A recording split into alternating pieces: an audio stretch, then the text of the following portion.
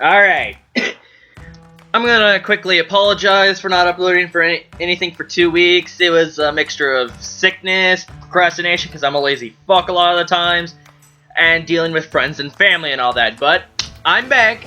Time to get back into recording videos, finishing summer 2015, and this marks the finishing video because Overlord episode 13. Let's get into it. So, I'll announce something at the very end of this review that I think a lot of you will enjoy. No, it's not another season. But I'll talk about that as well. Now, episode 13. Episode 12 was pretty damn good. It's been like 3 weeks since I've seen episode 12, and the fight was very fluid. The fight was very detailed. The fight, like last episode 12 had a really nice fight between Sheltier and Ainz. Now we continue that, and then we have the climax and the showdown. And I will say, goddamn, this fight was really good. If last episode was underwhelming, this episode was phenomenal, and I thoroughly enjoyed it. To put it into words, because I'm still like processing, I just got done watching it. I showed Nazarick's true strength. The true strength of the 41-44, I believe it was 41, supreme beings that were the creators of Nazarick. He showed their true strength. What Ainz did was, he basically had a weapons wheel. He equipped Lord Touch-Me. Touch.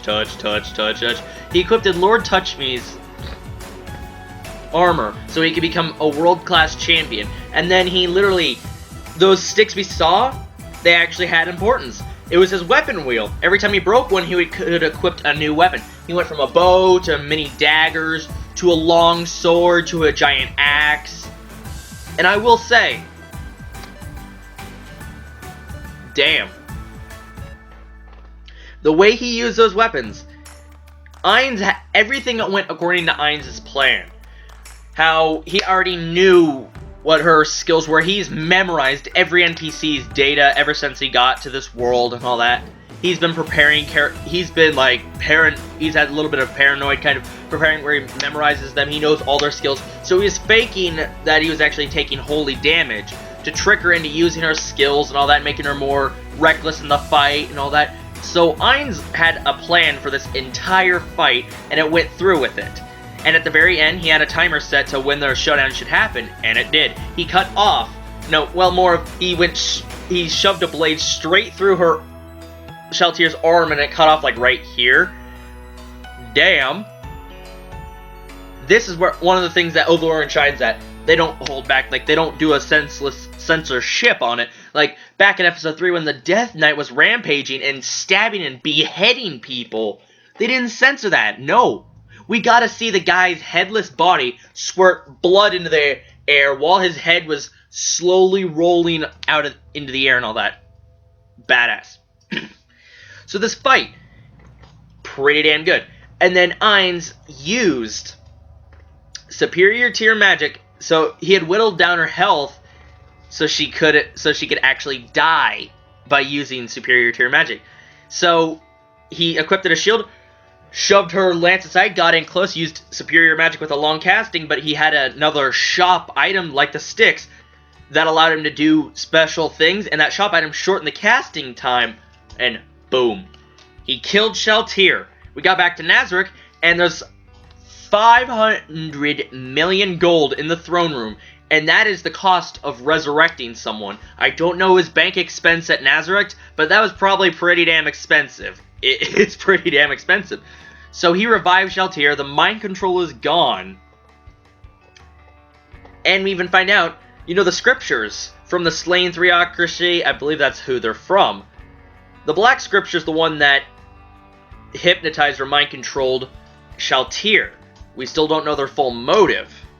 But then we also have other scriptures, like I believe the Flower Scripture, or the Wind of the Flower Scripture or something, is off chasing Clementine who stole the Crown of Wisdom, but Clementine is dead. So, interesting. Now, with Shaltir revived, she doesn't remember being mind controlled, and the Guardians, from Ain's perspective and from mine, it seemed like they were his children, kind of. They were bickering and having all this good fun time. It's like Ice is the father of them. I did like that whole aspect. Now, I gotta say, when they said for her to scold her and all that, and Ainz started laughing, that was really nice. And Ainz takes on the blame fully for himself, because he didn't calculate everything. He underestimated this world. He didn't have enough information. He didn't think of everything, to put it simply. So he says, it's not Shaltir's fault. Shaltir's back. I'm glad. So this was really all of his plan. He planned on killing her so he could revive her and get rid of the mind control kind of thing. I like that. And then we even have a little bit of a throwback to episode 1, where the Guardians refused to let Ainz fight again if Shaltir was still under the mind control's effects. They said, it's pretty lonely here if there's no one else here, and they're referring to the Supreme Beings. And Ainz goes, yeah, it is pretty lonely here.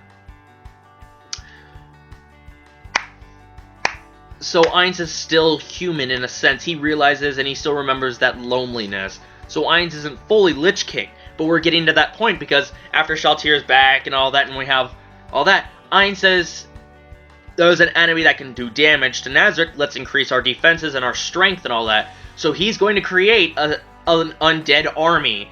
And they're not going to use just humans. They're going to use other races. And I hope they use a dragon at some point, because that, like, kill an actual dragon and all that, have the undead dragon. Because if Ainz does that, it's going to be a lot higher level than probably the ones we saw that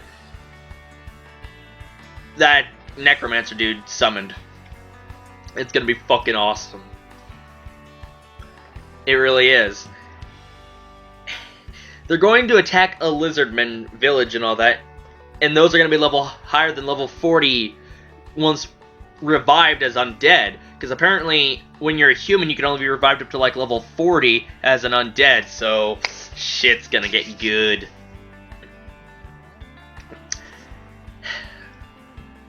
And then, Momonga's at the very end. He became Adamantite. He's one of the very few Adamantite people in this land. He now has access to all jobs, and he hasn't been classified as a hero yet. I don't believe they've mentioned that he's an actual hero. They just give him a nickname of a hero. So Momonga's risen. We completed one of his goals. We completed another goal, and now he's becoming more and more of the Lich King. It's fucking awesome. We have Nefirie and his grandmother move over to the Carne village, where they built up a wall, and we have one of the maids protecting there as well. Ooh, this is getting damn good. It really is. Slowly, Momonga is amassing his kingdom, his controlled area. Now, the series, it did have a slow start. The first 2 episodes were really slow for some people. It was more... how would I put this? It was more character building, more personality-wise. Somebody said, oh, well, we don't see them for so long. We see them towards the end of the series again. Like, it built on their personalities so we know how they interact with Momonga and how they interact with each other. That was important. And then episode 3 and 4 or so kind of built the world more and all that. We got to see Momonga's skills and all that. And towards the end, Momonga is slowly becoming more and more of a Lich King, while also rising in the ranks and becoming an Adamantite class. He's getting more recognition. He's gaining more followers kind of thing. That's cool. Now, aside from the slow start, and it might not interest you, the whole game setting thing, I still recommend Overlord. I did enjoy it. It was a good ride. The opening, although short, is fucking awesome. There's no else way to describe that. And even the ending song, although I prefer the opening, that's pretty good. Albedo, best girl. Albedo, best girl. I do like Shaltir, though. And that new maid, the Beta, I believe her name is. I like her a lot. Her character design's nice. So, Albedo, Beta, Shaltir, and I would say Solution, but she's got that creepy aspect. Sabos is the bait, so he can lure out the Black Scripture or whoever mind-controlled, and then they're going to attack and etc. That's Ainz' plan. And this was a good conclusion. It really was. Like, it did tie up some loose ends, while still leaving some untied up, because there might be potential Season 2 in the future. Why I say that is because it's following the light novel, not the manga. The manga's not even caught up. I think the manga is at where Clementine was crushed to death. But it's following the light novel. I don't know how many volumes it's covered. I've heard it's rushing things and skipping some stuff, but I'm enjoying it for what it's worth. So, depending on how much material is taken up and how much is left and how much is still ongoing and all that, we might get a Season 2 of Overlord. And I know a lot of us are excited at that aspect because it's damn good. Overlord, now that we know the characters, now that we know a lot of his plans and how he's developing, if we got a Season 2, it'd be better, because we won't have that exact slow start where we're learning the characters and their personalities. We'll be more focused on the story then. Now, the good news. The Overlord light novel, this will also go in a separate video as well, but the Overlord light novel and manga has been licensed by Yen Press. It will start being released in North America, translated and fully for sale, next year. I believe the manga is slated for spring 2016, while the light novel might start coming out spring/summer 2016. And I, for one, am going to be buying that, because I'll probably catch up to the light novel before it's fully taken off the internet, since they're going to enforce the licensing in a few months or something, or even now they might be enforcing it. I'm going to read the light novel, but I will probably get that and put that on my shelf. Now we just gotta hope for Roka's light novel. So yeah, be sure to leave a like, comment, or subscribe. Tell me your thoughts on this series. Did you like it? Who's best girl? Albedo is for me. What'd you think of the final fight? How Ainz went through a weapon wheel of swords. How he showed the combined strength of Nazarick, the former members of Nazarick, how all their weapons were used by Ainz against Shaltir. Are you hoping for a Season 2 like I am? Are you going to read the light novel? Have you read the light novel? Etc, etc, etc. Are you going to get the light novel? Etc. This is Adorix Nature, my lovely community, citizens and civilians. Have a good day. Watch lots of anime. Read lots of manga. Bye-bye, guys.